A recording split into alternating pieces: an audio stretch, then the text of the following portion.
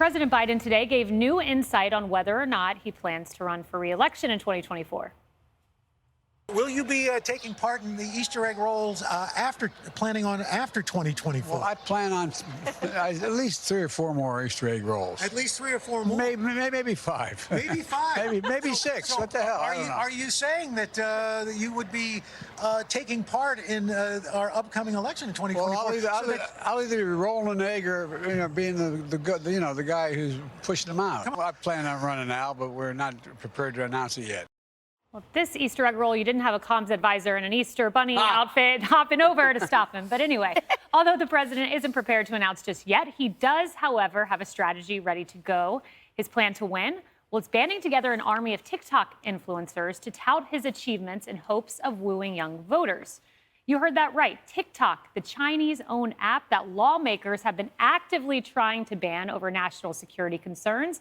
The Biden administration, of course, has professed their support for at least part of that, but they'll cue the influencers nevertheless. As a part of Biden's new strategy, the influencers would get more consistent access to the president and perhaps even their own White House briefing room. And Biden better hope that the plan works in his favor because polls show the president has been losing ground with young voters. Just last week, a new poll from CNN found that a staggering 76% of voters under the age of 35 do not think Biden deserves another term as president. Brian, going back to the top, that soundbite that the president intends to run, I always thought that he would. He's just not ready to announce yet.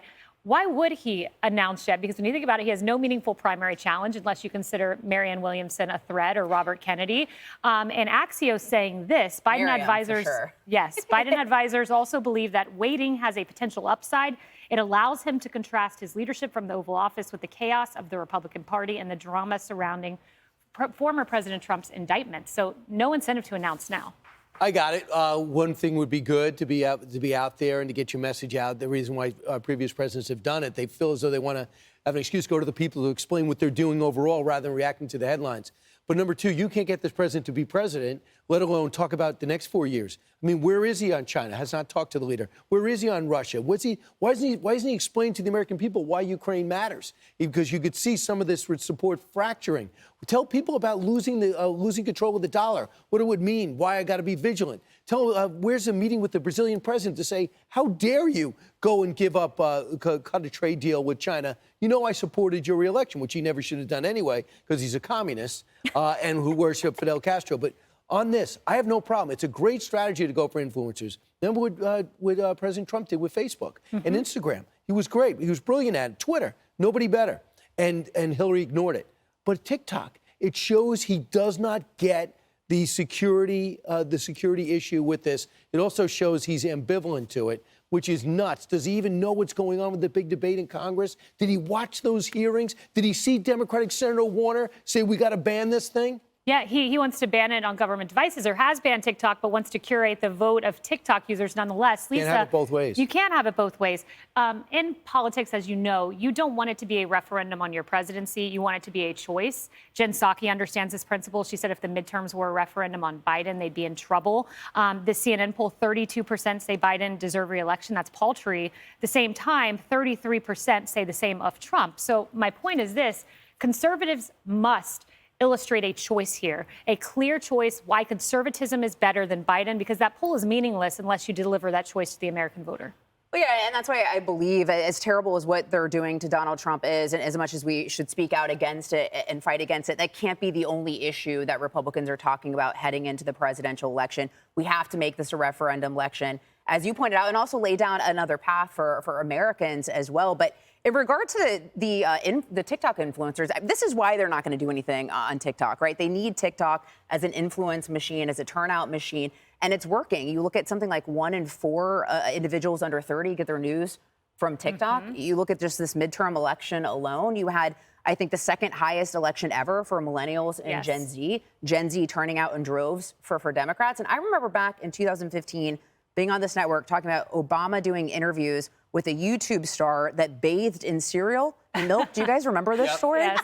And I remember being on, everyone's like, oh, he's crazy. This is terrible. I'm like, it is brilliant because that lady had like 4 million YouTube But he followers. diminishes the office in doing it. We're a society driven by likes, views, and follows, Well, right? 150 million people are on TikTok. The cat's out of the bag. TikTok's not going anywhere. Yes, he is weak on China, but as far as the Gen Z, to your point, they're not watching broadcast media, and this is the way to get to them. And think of what Biden's going to do with this, and I think it is a smart strategy. He's going to hit them on what he knows that they care about: climate change, abortion rights, transgender rights, everything that group is so vocal about, that they're screaming about at universities across the country.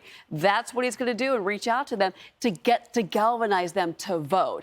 I think they're worried that there's not enough excitement or good polling around current President Biden to get those voters to come back in and to help him get reelected against whoever the opponent would be. We know those voters have voted in droves for Democrats. 28 points they won 18 to 29-year-olds by in the midterms. They did that TikTok summit ahead of the midterms, encouraging everyone to tweet for Democrats, or TikTok rather. And then there's this, Emily. This was an interesting passage from Axios. We actually asked the White House, this is a TikTok user, when are we going to get press briefing passes, said Sisson, who had 660,000 followers on TikTok.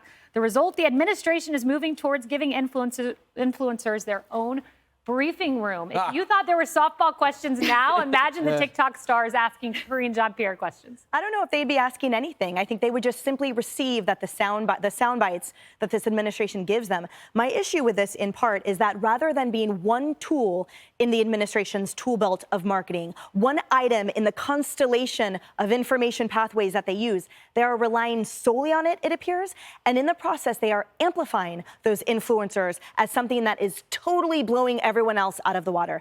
That's the president for every American. But it reminds me of, when you go to LA and you're trying to get into a club and it's like, oh, what's your last name? What do? They traffic in making people feel small because not everyone is equal in their eyes. So here, oh, you have 660,000 followers on Twitter. Great, you're going to get your own briefing room. That's more important than the average American who's paying their taxes, working really hard, and feeling the impacts of this administration's policies. And it's also an easy way for this administration to peddle what are only sound bites and narratives. Because in TikTok, what is it, 10 seconds total? Oh, got the sound bites. I'm gonna repeat it, right? Have the ice bath challenge or whatever it is, right? Cereal. Exactly. There's no thought. So rather than having to defend their policies or actually explain why they are saying the headlines that they do, all they have to do is say it, and then it'll be amplified to those other young. Purely politics, but very smart if you want to win an election, I must say. Hey everyone, I'm Emily Campagno. Catch me and my co-hosts Harris Faulkner and Kaylee McEnany on Outnumbered every weekday at 12 p.m. Eastern, or set your DVR. Also, don't forget to subscribe to the Fox News YouTube page for daily highlights.